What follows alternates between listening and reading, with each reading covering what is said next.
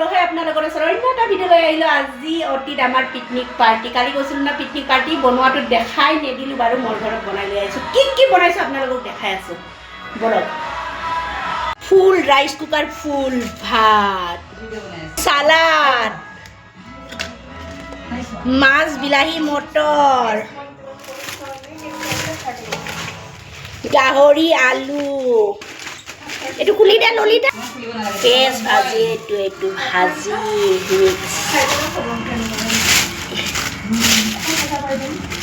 এইটো বইল, এইটো চিকেন, আলুৱে দি ইমান আইটেম। আৰু ইয়াতে বেঙেনা পিটিকা, বেঙেনা পিটিকা।